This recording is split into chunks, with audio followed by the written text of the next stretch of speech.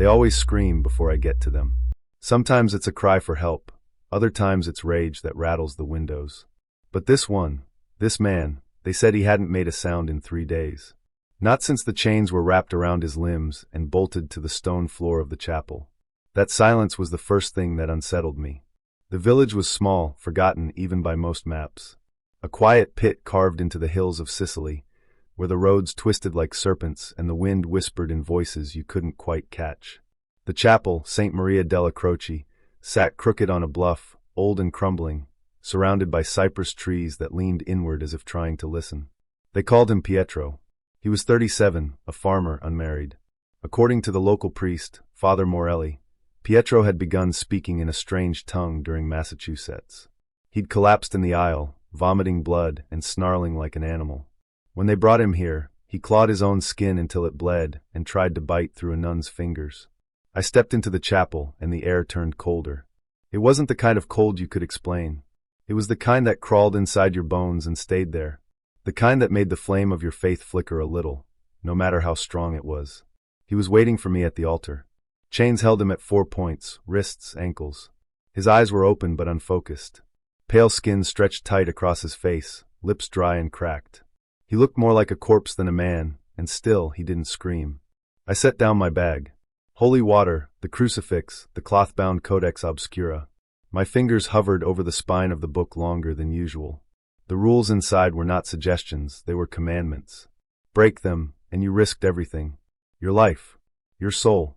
Rule 1. Never begin before midnight. Rule 2. Do not let the possessed see their reflection. Rule 3. Never exorcise during a lunar eclipse. I checked my watch. 12:03. No mirrors. No eclipse. I was clear. Father Morelli hovered in the shadows behind me, wringing his hands. He hasn't eaten. Won't drink. Just stares. I nodded without looking at him. Has he spoken? Only once. When we first chained him down. He said something in a language I didn't recognize. What did he say? The priest hesitated. I think it was a warning. I remember only 2 words, non portar reliqui. Don't bring relics. My eyes drifted to the worn relic around my neck, a shard of St. Augustine's bone encased in gold. I tucked it beneath my cassock and opened the codex. I began the rite. In nomine Patris, et Filii, et Spiritus Sancti. His eyes flicked toward me. Just for a second. But in that second, I felt something aware. Not angry, not scared. Just watching. Measuring. The candles on the altar flickered. The chain links groaned, even though he hadn't moved. I read louder, heart pounding with each word. Exorcizo te, omnis spiritus imund. That's when he smiled. His lips tore open at the corners, dry skin cracking. Blood welled and spilled down his chin, and still, he smiled like he knew something I didn't. Then finally he spoke. The voice was wrong. Not Pietro's. It was layered, like a choir of whispers stacked together. You broke a rule already, David. I froze. No one had said my name. I didn't reply. Just kept reading. Louder. Firmer. The air grew heavier, pressing down on me like unseen hands. The candles blew out all at once, though there was no wind. Darkness swallowed the room. I grabbed my flashlight. The beam landed on his face. He was staring straight at me, eyes black and endless. Rule 5, he whispered. What?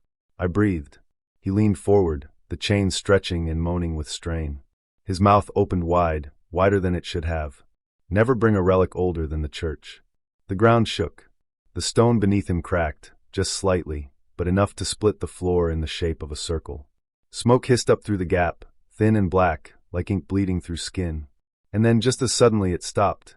Pietro collapsed, slack and lifeless. His head lolled to the side. Eyes vacant. I rushed forward, checked for a pulse. Nothing. Behind me, Father Morelli was praying under his breath, his rosary slipping between trembling fingers. I knelt there for a long time, the codex still open beside me. That was the night I began to wonder if the rules weren't made to protect us, but to keep something else in. And worse, if I had just let it out. The Vatican at night feels less like a holy place and more like something that watches you. I walked the marble halls in silence, my footsteps swallowed by the sheer weight of the stone and the centuries beneath it. The glow of golden lamps spilled across painted walls, saints frozen in triumph or agony. Their eyes followed me. Or maybe it was just the guilt.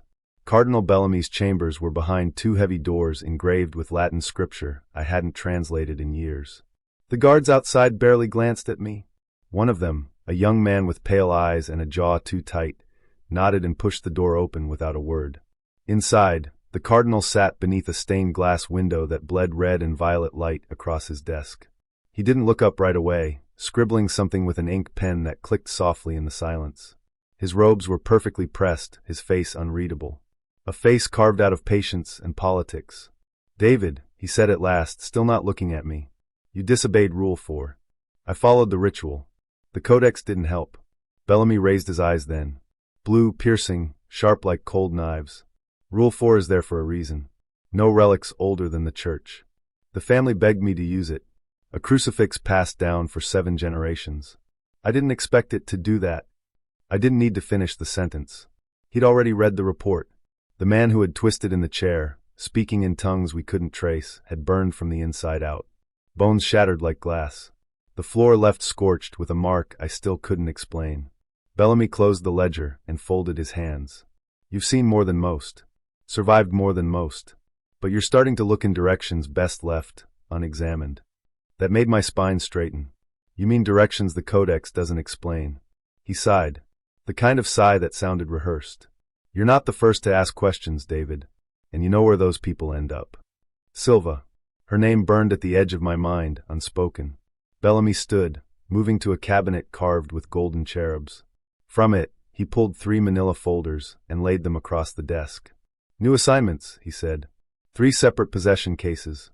One in Milan, one in the Alps, one here in Rome. I opened the top file.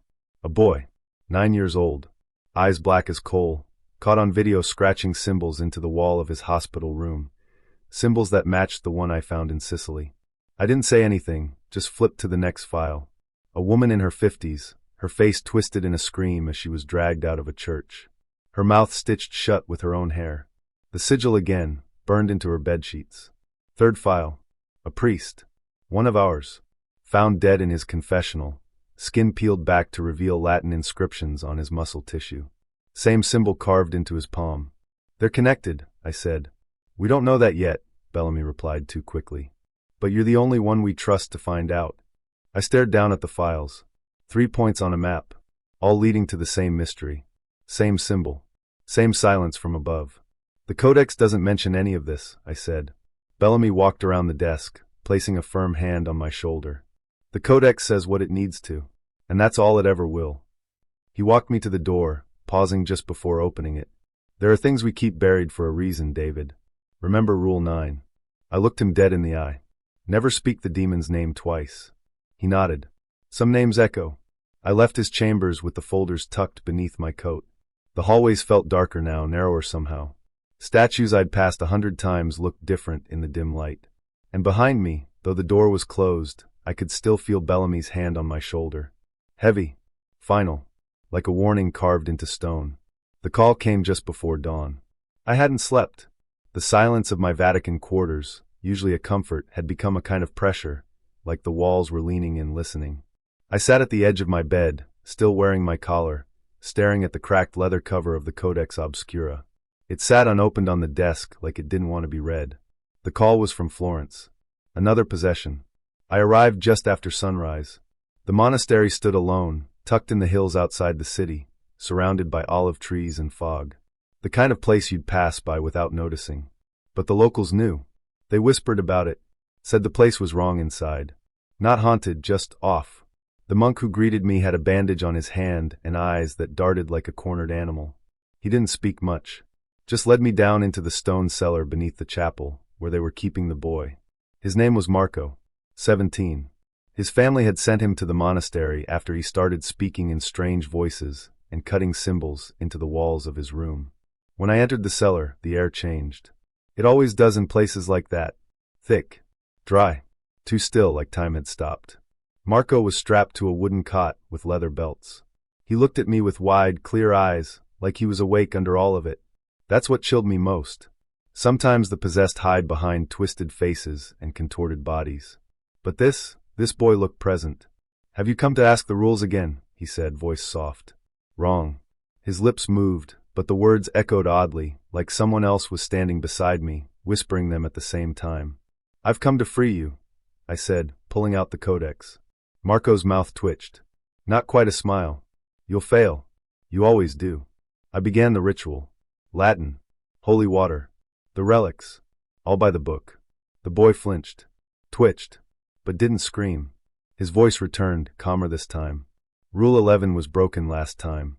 It opened a door. "You didn't see it, did you?" I ignored him and kept chanting. I pressed the relic, a silver crucifix, against his forehead. The reaction was instant. Marco arched back, spine bowing unnaturally, but he didn't cry out. His body locked in place. And then he burst into flames.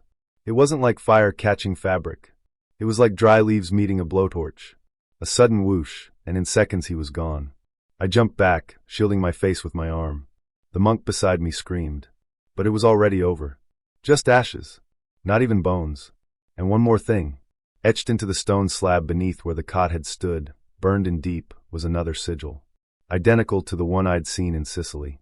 3 intersecting lines and a curve that spiraled inward, like a snake eating its tail. I knelt, heart hammering, and traced it with my gloved hand. Something about it felt intelligent, like it was watching me. That night, back in my quarters, I laid both photos side by side, the sigil from the village and the one from the monastery. They weren't just symbols. They were pieces. A map.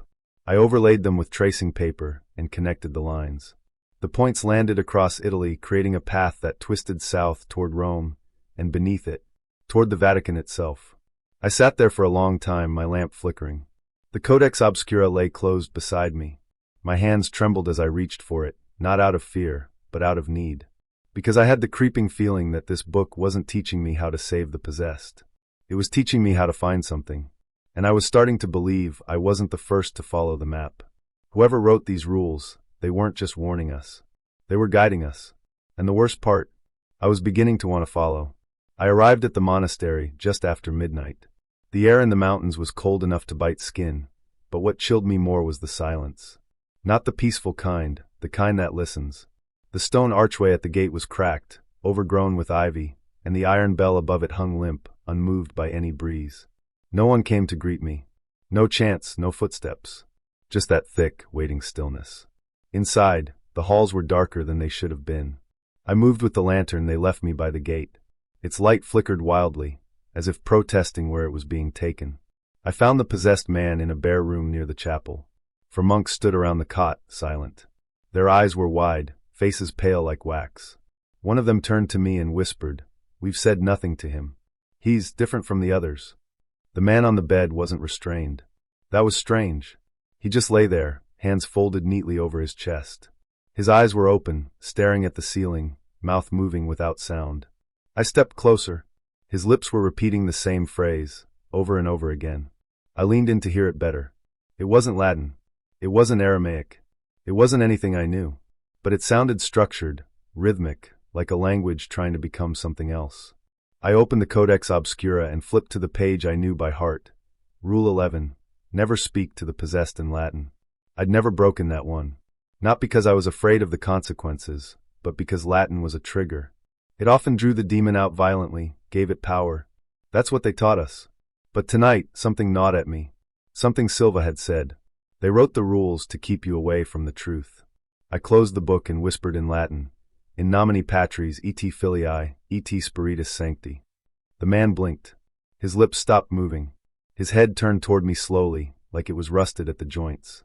Then he said in perfect Latin, "I've been waiting for your voice, David." I stepped back. The monks gasped. The voice was mine. Exactly mine. Pitch. Cadence. Breath. I was hearing myself come out of this broken man's mouth. I should have stopped. I should have prayed or recited scripture. But I froze. The man sat up, spine cracking with each movement. His eyes were full black now, not like ink, but like holes. He pointed to the wall behind me. There, burned into the stone without flame, was a new sigil. One I hadn't seen before. I turned back, but the man had collapsed, unconscious. Breathing, but barely. I touched the sigil. The stone was ice cold. And suddenly, I wasn't in the monastery anymore. I was in a cathedral I'd never seen. Or maybe I had, in dreams. The walls were burning, but the flames made no sound. Stained glass melted like wax. At the far end of the aisle, someone stood at the altar. Silva. She wore white robes stained with ash. Her face was calm, almost sad. She didn't speak, but her eyes said everything. "You're getting closer." Then I was back. The monks were shouting, grabbing me. I had collapsed, apparently. Only seconds had passed for them. Minutes for me. I didn't explain what I saw. I couldn't.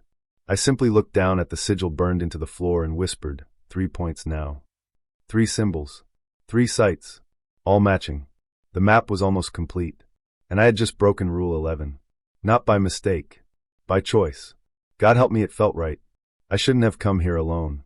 The Vatican has places it doesn't put on any map. Some are buried under centuries of stone and secrecy. This crypt was one of them. I found it behind a bricked-up archway in the east wing of the Apostolic Archive. The bricks were old, older than the Renaissance art that lined the halls above. They crumbled under the weight of time and my crowbar. Behind the wall, a stairwell spiraled downward like a throat carved into the earth. No lights. No signs.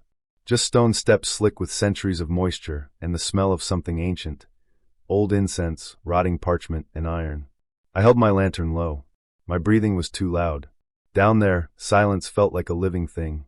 If I disturbed it, it might stir. The further I descended, the colder it got. The air wasn't dead. It pulsed. Like the whole place was breathing. At the bottom, I found a chamber shaped like a wheel. 7 narrow corridors branched out like spokes, each one ending in an iron gate sealed shut with melted wax and Vatican sigils. Some of them were rusted over, some still warm. One was dripping wax like it had just been resealed. I didn't come for the gates. I came for what was in the center. The sarcophagus. It stood upright, leaning against the far wall. Unlike the rest of the crypt, it wasn't stone. It was black metal, etched with symbols I didn't recognize. The surface was scorched in places, like it had tried to burn itself from the inside out. Pinned to its front was a yellowed file, sealed with a red ribbon. No Vatican seal. Just a name, written in shaky script. Subject, Apostate 13 Silva. My heart stopped. I took the file. My hands shook as I opened it. Inside were photographs, brittle and curling at the corners. Most were burned around the edges. One showed a woman standing in front of St. Peter's Basilica, smiling faintly, dressed in a nun's habit. She hadn't aged a day from the vision I'd seen in the monastery.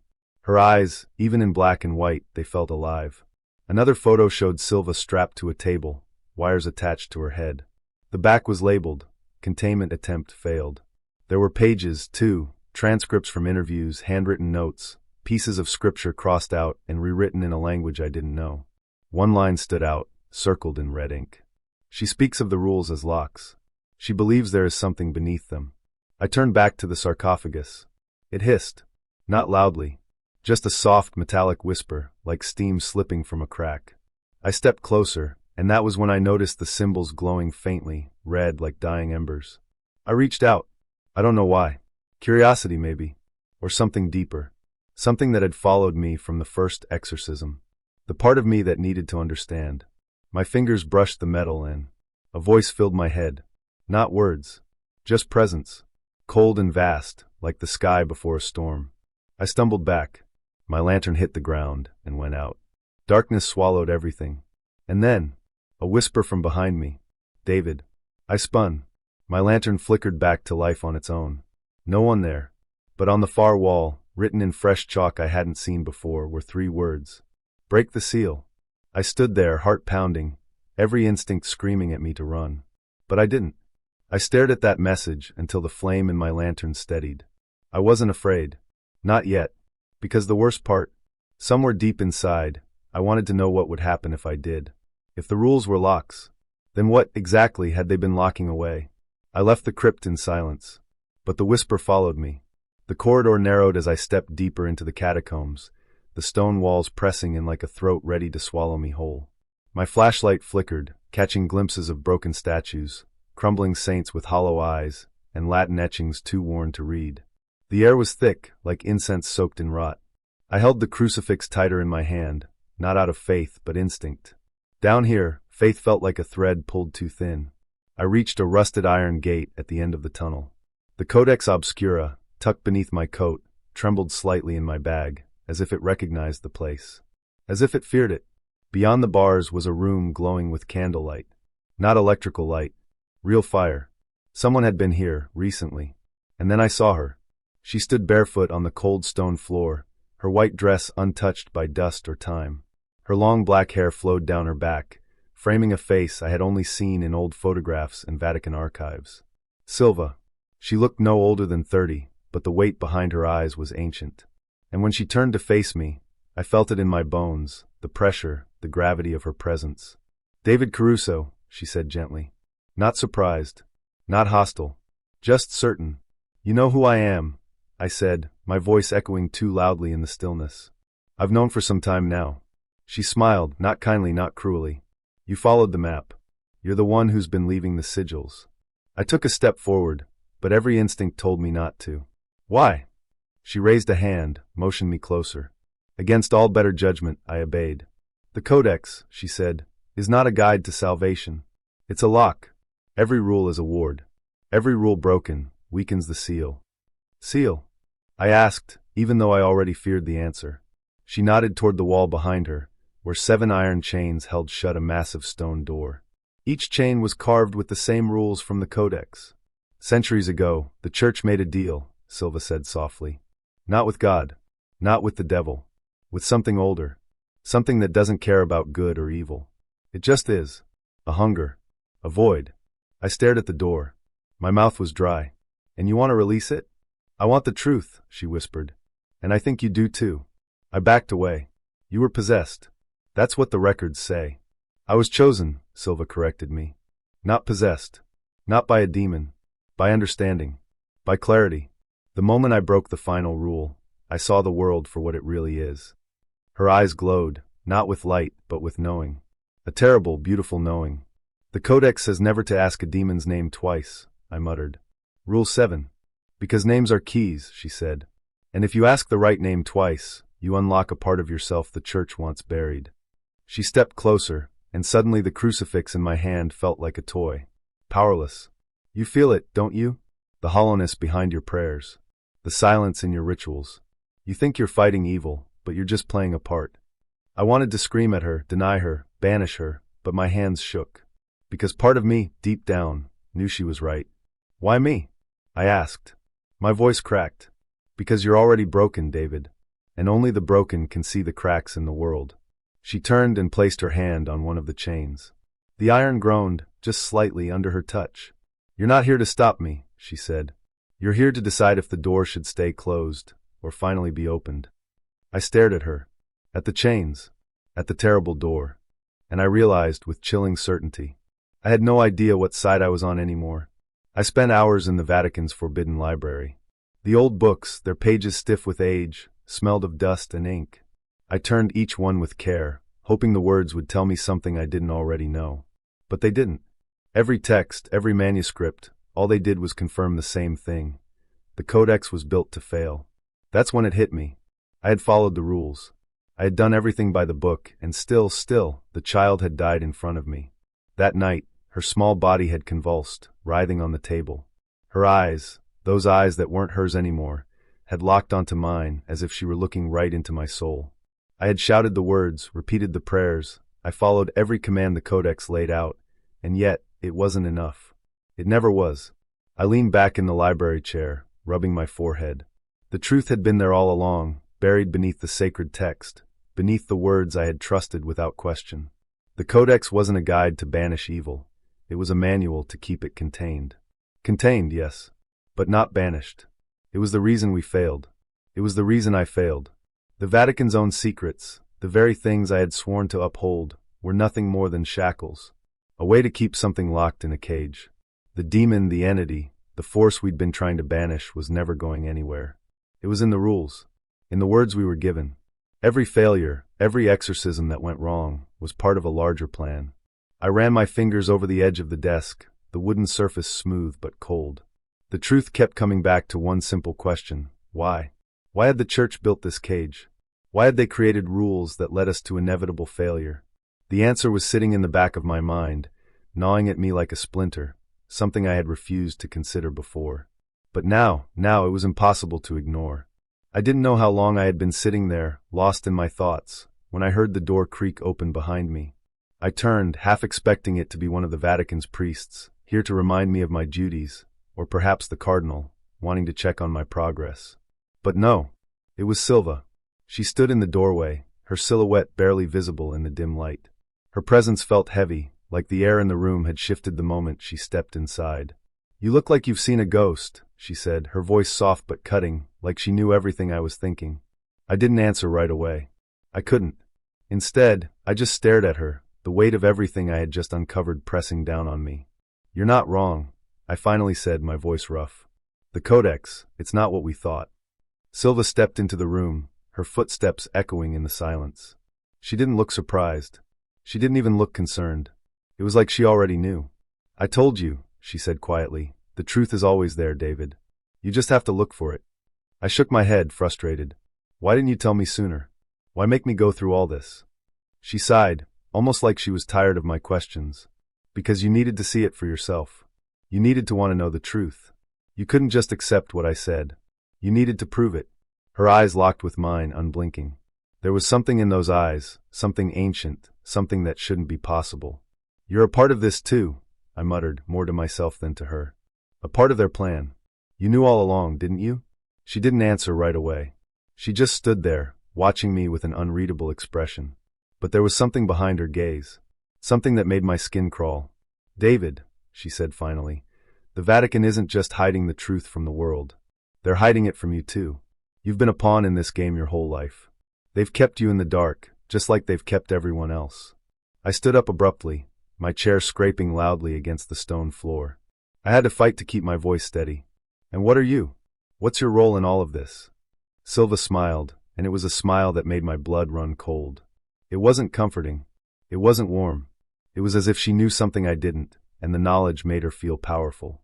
"I'm the one who opened the door," she said softly. "And now, David, it's your turn to walk through it." I swallowed hard, the weight of her words pressing on my chest. "I don't want to walk through that door." "You already have," she said simply. "The moment you uncovered the truth, the door opened for you." I felt a chill crawl up my spine. The room seemed to grow colder, and the shadows lengthened around us. Silva's presence wasn't just unsettling. It was oppressive, like something was pulling at the very fabric of reality itself. She took a step closer, her eyes narrowing with purpose. "You've been given a choice, David. A choice the church never gave you. You can walk away, continue following the rules they've given you, live in ignorance. Or you can choose to face the truth. The real truth." The walls of the room seemed to close in around me. I could hear my heartbeat in my ears, fast and loud, thumping in my chest like it was trying to break free. I glanced at the bookshelf, at the Codex Obscura resting in the corner. The book that had defined my life. The book that had betrayed me. I turned back to Silva. My hand shook as I clenched it into a fist. "What's the truth?" She smiled again, that same cold, knowing smile. "The truth, David, is that the only thing we've been keeping contained all these centuries is the real enemy." I swallowed, my throat dry. "And what's that?" She stepped forward, her voice barely a whisper. "The truth is everything." The words hung in the air like a curse, and I knew, without a doubt, that my life would never be the same again. I could hear my own heart thumping in my chest, each beat like a hammer against the quiet of the underground. The air was thick, stale with the scent of old stone and something else, something metallic. The kind of smell you get when you've been close to something dying for too long. The dim light from my lantern cast shadows that twisted and writhed on the walls, like ghosts trying to claw their way out. The chamber before me was vast, its edges disappearing into dark, uninviting corners, the kind of place where no one should be. I had been here before in a dream, or maybe it was a warning. A voice had whispered to me then, telling me not to come back. But now, in the cold grip of reality, I couldn't stop myself. The stairs creaked under my weight as I descended deeper into the crypt. The soft shuffle of my boots against the dusty floor was the only sound in the world. That and the low, almost imperceptible hum that seemed to come from the walls themselves. I knew this place was ancient. Older than anything I'd ever imagined, even older than the Vatican, older than the church itself. The presence here, it was undeniable. It had been waiting. I had left the cardinal's office in a hurry. His words echoed in my head, but they no longer carried the same weight they once did.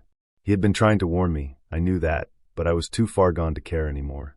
"You don't understand what you're dealing with, David. You think Silva is the enemy, but you're wrong. She was never the one to fear." As if I hadn't known that. As if I hadn't already come to realize that the real enemy wasn't a person at all, but the thing the church had locked away for centuries. I was beginning to see the truth of it. All those cryptic rituals, all those rules, they weren't for saving us. They were for keeping it in. I reached the bottom of the staircase and stopped. A door made of heavy, dark wood stood before me. It was simple, unassuming, yet there was something about it that made my blood run cold. Something told me that once I opened it, there would be no turning back. But I didn't hesitate. With a slow, deliberate push, the door creaked open. Inside was a room that could have been the heart of the earth itself. The air was thick, almost suffocating. The walls seemed to pulse, as if the place was alive, breathing. And there in the center was the sarcophagus. I don't know why, but I felt a pull toward it, something I couldn't explain. It was as if I had always known this was where it all led, this cold, forgotten room beneath the Vatican, buried away from the world. A low, guttural laugh echoed from the far side of the room. I froze. My pulse quickened. Silva stepped out of the shadows, her eyes gleaming in the dim light. "I knew you would come," she said, her voice smooth, almost welcoming. But there was nothing friendly in her tone. It was cold, calculating. "You think you're doing the right thing, but you have no idea what you're up against." "I'm not here to fight you, Silva," I replied, but the words felt hollow, empty. I wasn't sure anymore if I even knew what I was fighting for. "I'm here to end this." She smiled, the corners of her lips curling upward, but her eyes were like windows to a place I couldn't comprehend. "End it? You can't end what's already been here for longer than you've been alive. You don't even know what you're releasing, David. You never did." I took a step forward, unwilling to back down now. "Then tell me, what are we really dealing with here? What have you been hiding from me?" Her smile widened, and I saw it then. The truth, hidden beneath the layers of lies I had swallowed for so long. "It's not a demon, David. It's not a god. It's something older. Older than both. The church has kept it sealed away because it can't be controlled. Not by anyone." The room felt colder. My breath came out in shallow gasps, but I couldn't stop myself from moving closer. I was almost afraid to ask, but I did anyway. "Why are you helping it?" The question left my mouth before I could stop it, and the answer hit me harder than I expected. "Because," she whispered, stepping closer to the sarcophagus, "it's the only truth that matters. The rules you follow, the rituals you obey, they're nothing but chains. Chains that have kept you blind." She reached out and traced the edge of the sarcophagus, her fingers dancing over the symbols etched into its surface. "I can't free it alone. But you've been chosen." My throat tightened. The truth was burning inside me, and I couldn't breathe through it. "You want me to be your vessel?" I asked, though I already knew the answer. She didn't need to speak. Her eyes told me everything. "Not just a vessel," she said softly. "You're the key, David. You always have been." I looked down at my hands. The hands that had held the codex, the hands that had performed countless rituals, binding and releasing spirits I didn't understand. My heart beat wildly. I had been so sure, so certain that what I was doing was right. But now, as I stood in this ancient, cursed place, I realized something terrifying. The true enemy wasn't Silva. It wasn't even the Vatican. It was everything I thought I knew. "You can't stop it," Silva continued. "You were never meant to. This is bigger than you, than me, than any of us. The rules are just a cage. And now it's time to break them." I stared at the sarcophagus. The door I had just opened could never be closed again. And I understood then. This was the true test of faith. Not whether I believed in God, but whether I believed in truth. And the truth was standing before me, offering me a choice. Set it free, or bind it forever. I knew I was close.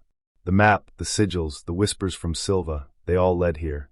Beneath the Vatican, in the deepest, darkest part of the catacombs, there was something I could no longer deny. It was waiting for me. The air down here felt wrong. Thick, heavy. The stone walls pressed in on me as I walked, my footsteps echoing in the silence. I had broken every rule the church had ever given me. The Codex Obscura, those sacred instructions, had become a weight I could no longer carry. Each rule I had followed, each demon I'd cast out, had been a thread in a web I didn't even know existed.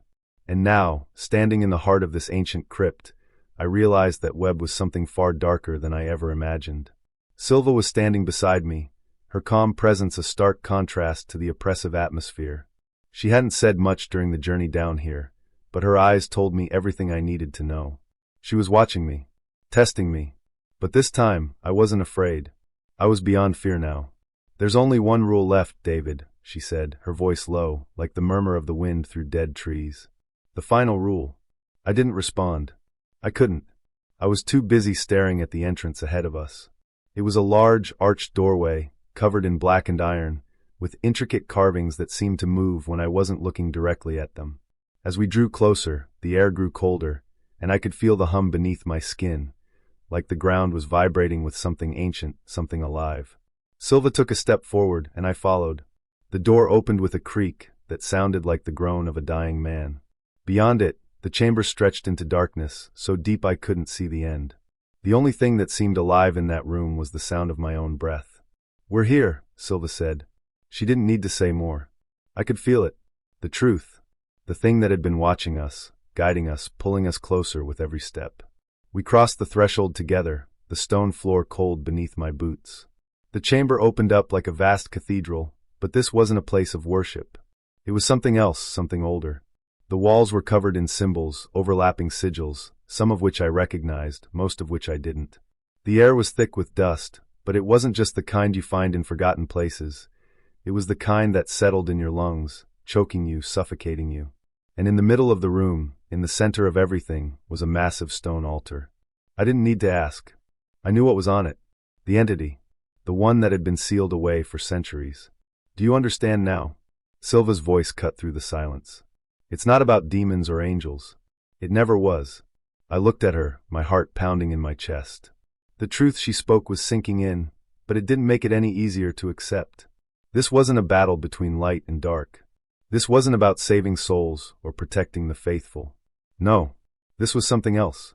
Something beyond good and evil. "I understand," I said, barely a whisper. But the words tasted like ash on my tongue. Silva stepped toward the altar, her face illuminated by the faint glow from the symbols on the walls. "Then you know what needs to be done. You've broken the rules already. All you have to do now is make your choice." My hands trembled. The final rule. The one I had never dared to question. Never enter alone. I had already broken that rule. I was no longer following the codex. The question was no longer about the rules. It was about whether I could do what needed to be done. I stepped forward, my eyes drawn to the altar. The stone was cold, but it wasn't the cold of the crypt. It was something deeper. Something that seeped into your bones. And lying there in the center of the altar was the seal. It wasn't a symbol or a mark. It was alive, a pulsing dark mass of shifting energy. And then it spoke. Not in words, but in thoughts. Thoughts that tore through my mind like a blade. "You've come. The time is near. Will you bind me again, or will you set me free?" My body froze, but I didn't step back. I couldn't. It wasn't just the entity speaking. It was the entire world around me, folding in on itself, the walls whispering, the shadows stretching. It was the very air itself pushing against me, forcing me to listen. "Set you free?" I said, my voice shaking. "What are you?" A cold laugh echoed in my mind. "I am what you've always feared, David. I am what you've been chasing your entire life. I am the truth you've been avoiding. The answer to every question you've never dared to ask." I felt a pull in my chest, something primal, something undeniable. It wasn't just the entity, it was the whole place, the whole world. The answer was within my grasp. "You don't have to do this," Silva said softly, but her words only seemed to feed the tension. "You can walk away. You can still return to the light. But you've seen too much. You know the truth. The rules never mattered. Not really." I could hear the pounding of my heart in my ears. My hands shook, my breath ragged. I was standing on the edge of something I couldn't comprehend. The choice before me wasn't just about exorcising a demon or saving a soul. It was about tearing down the walls between this world and everything beyond it. The entity whispered again. "I am what you've always feared. You are not my enemy, David. You are my vessel." I stood there, the weight of its words pressing against my mind, and for the first time in my life, I understood what it meant to choose between life and truth. To choose between salvation and freedom. I took a deep breath, and I made my choice. The air in the throat of the world was thick, the kind of oppressive silence that presses against your chest until it feels like your ribs might crack. Every step I took seemed to echo against the walls of the vault, each footfall a quiet warning that I was walking deeper into something I could never unsee. I had broken all the rules, the ones the Vatican had drilled into me, the ones that had shaped my life for years. And now, there was no turning back. Silva was behind me, silent, watching me as I descended. Her eyes never left me, but there was something different in her gaze, like she was already seeing something that I couldn't. Something that I would soon understand, whether I wanted to or not. When we reached the bottom of the stairs, I felt the change in the air. A low hum. Not like a sound, but like the vibration of 1,000 whispers brushing against the edge of my mind. It wasn't a noise you could hear, but something you could feel deep inside your chest, where your heart beats too fast, and your thoughts go sluggish, as though they were being pulled underwater. The chamber opened up before me, and I could see it now. The thing that had been sealed for centuries, hidden beneath the earth, locked away in a tomb no one had ever been meant to find. It wasn't a demon. Not in the way I'd been taught to think of them. No horns. No claws. It didn't look like anything I'd expected. It was an emptiness. A space of raw, pulsing blackness, writhing with shapes that were not shapes, sounds that were not sounds. It was the thing that had been there before angels and demons, before man had ever put a name to good or evil. It had been there since the beginning, and it would be there at the end. I felt it before I saw it, the pressure in my skull, like 1,000 thoughts flooding in all at once, overwhelming, unrelenting. And then a voice. Not a voice in the way we think of voices. It was more like a pulse in my mind, a knowing, the way you understand something without ever having learned it. "You found me, David," it said. The voice was smooth, too smooth. Like honey dripping through my veins. "I knew you would. You are the one." I froze, my throat dry. "What are you?" The thing laughed, if you could call it that. A sound like the crackle of static, like the universe itself was shuddering. "I am everything and nothing," it said. "I am before and I am after. I am not a demon. I am not a god. I am the first thing you will ever know, and the last thing you will forget." I couldn't breathe. I wanted to run, but my feet felt glued to the stone floor, my body frozen under the weight of its presence. Silva stepped forward, calm, like she had been expecting this moment all along. "It's not a question of what it is, David," she said softly, her voice barely above a whisper. "It's a question of what you are." I turned to her, but she wasn't looking at me. Her eyes were fixed on the swirling darkness, the thing that wasn't a thing. "What do you mean?" I asked, my voice barely audible. "It has been here longer than you can imagine," she continued. "And so have I. But you are different. You've always been different. The church chose you to carry its weight, to keep its secrets. But you're waking up now. You understand. You see the truth. The truth." The words rattled in my mind. For so long I had believed in the rules. The codex, the exorcisms, the endless rituals. I had believed in the purity of my purpose. But now, standing here in this chamber with Silva beside me, and the darkness in front of me, I saw the truth. It wasn't just about casting out demons. It was about control. It had always been about control. The thing, whatever it was, spoke again. I was never meant to be sealed away. The church locked me in this tomb, because they were afraid of me. And now you have a choice, David. My heart pounded in my chest, my body shivering with cold. "What choice?" I forced out. "Become what you were always meant to be," it said. "Join me, and we will break the walls that separate us. You will be my vessel, and together we will reshape everything." I took a step back, the weight of its words sinking in. A vessel. A part of me knew what that meant. It was what Silva had become. What she still was, in a way. She was a part of this creature. And if I refuse? I asked, though I already knew the answer. The darkness seemed to stretch, to swirl, to shift as though it were breathing. "Then you will remain a puppet," it said. "A puppet of a god that never truly existed. A puppet of a church that is already dead." My mind screamed at me to reject it, to fight, to run. But something deeper inside me stirred, something ancient, something primal. It wanted to understand. It wanted to know the truth, no matter the cost. I looked at Silva, her face unreadable, but there was a faint smile on her lips. She wasn't asking me to join it. She was simply waiting. Waiting for me to make my choice. The thing's voice pressed in on me again. "The rules you've followed, the ones that have bound you all your life, those are the chains that have kept you small. Come with me, David. Let go of them." I closed my eyes, and for a moment, I felt the weight of everything I had been. The years of training, the rituals, the faith, the guilt, the fear. It was all slipping away, falling into the void that was calling me. And in that silence, I made my choice. "I refuse," I said, my voice steady, though my heart was racing. The darkness around me recoiled, a burst of furious energy that sent shockwaves through the room. The ground trembled, and for a moment, I thought the world would crack open. But then it stopped. The pressure lifted. The hum faded. And in the silence that followed, I understood. It wasn't just about rejecting the darkness. It was about finding the light, my light. The one that had been buried beneath the rules and the lies. The thing whispered one last time, a promise and a threat. This is not over, David. Not yet. And with that, everything went still. The chamber, the vault, the ancient entity, it all faded into the distance, leaving me alone with the truth. That was the moment everything changed. It's been a year since I walked out of the crypt beneath Rome, the place where I found the truth. A year since I made my choice. A year since everything started to change.